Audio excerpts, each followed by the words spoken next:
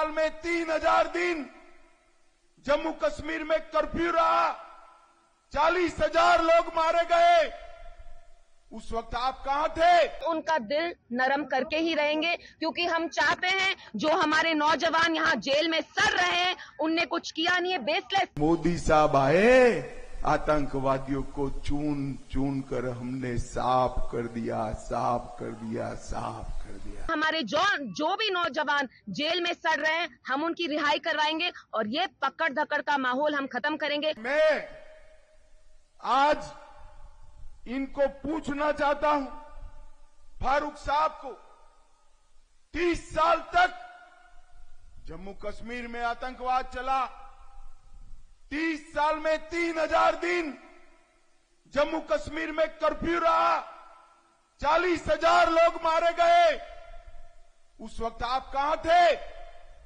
फारूक साहब बताइए, ये 3000 दिन कहां थे आप? इसका हिसाब दीजिए। वो नहीं देते हिसाब, मैं दे देता हूं। ये 3000 दिन लंदन में आराम से छुट्टियां मना रहे थे, कश्मीर जल रहा था। भाइयों बहनों, इनको नेतृत्व देना चाहिए क्या? जोर से बोलो, देना चाहिए क्या? मोदी साहब आए, आतंकवादियों को चून चून कर हमने साफ कर दिया, साफ कर दिया, साफ कर दिया। और भाइयों बहनों, यहां से मैं आप सभी को कहकर जाता हूं, हमारे पास भविष्य के विकास का एजेंडा भी है। हमने 10 साल के अंदर कर दिखा है। मुझे बताओ नौसेना वालों, आपके पास 5 लाख रुपए का कार्ड है, गोल्डन कार्ड है ना? मोदी जी के आने के पहले था, अब्दुल्ला साहब ने दिया था। अब आप समझ कर चलो, रैना को जिता दो, 5 लाख का कार्ड 10 लाख का होने वाला है। 5 किलो गरीबों को अनाज फारूक अब्दुल्ला साहब ने चावल दिया था क्या? जोर से बोलो, दिया था। ये बंद करा देंगे, हम इसको चालू करेंगे। किसानों को 6,000 रुपया मिलता है या नहीं मिलता है? अब आप रैना को जिता दो, 6,000 का 10,000 हो जाएगा, ये मान कर चलो। भाइयों बहनों, हर घर में पानी, हर घर में बिजली, सुरक्षा, रोड, पुलियां, पुल, बिजली के खंभे और नए नए शिक्षा के उपक्रम, ये करने का काम भारतीय जनता पार्टी ने किया। हमने जम्मू के अंदर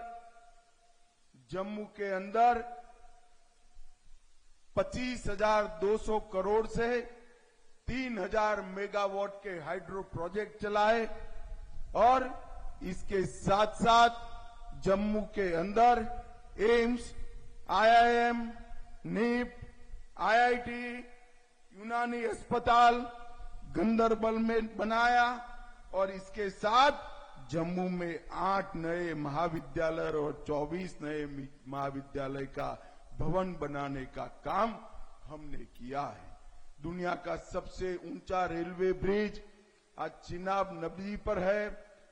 सबसे लंबी ट्रांसपोर्टेशन टनल जम्मू कश्मीर में पीर पंजाल में है और ग्राम सड़क में जम्मू देश में 3रे नंबर पर आया है। और अभी अभी मोदी जी ने निर्णय किया है, पहाड़ों पर जहां 50 की भी आबादी है, वो सभी आबादी को हम पक्के रोड से जोड़ने का काम करने वाले हैं। इसका सबसे बड़ा फायदा हमारे इस क्षेत्र को होने वाला है। भाइयों बहनों, एक कहते हैं कि हमने आतंकवाद के सामने लड़ाई लड़ी है।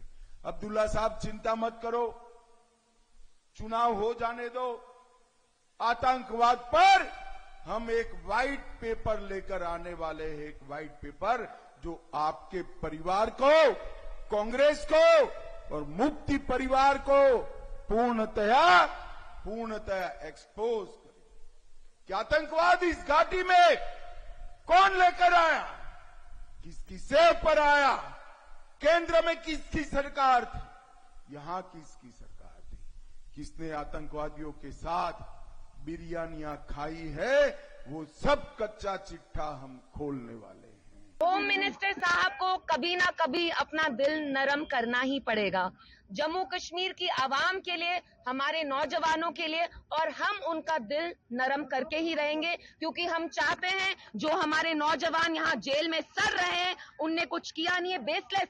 आप देखिए जर्नलिस्ट हमारे कितने सारे, इरफान महराज तिहाड़ जेल में सड़ रहे हैं, for what crime has he committed, he is reported true to power. तो इंशाल्लाह हमारे जो भी नौजवान जेल में सड़ रहे हैं, हम उनकी रिहाई करवाएंगे और ये पकड़ धकड़ का माहौल हम खत्म करेंगे। और दिल्ली ने जो इतना सख्त स्टैंड लिया, मस्कुलर पॉलिसी, उनका दिल हम नरम करके ही रहेंगे।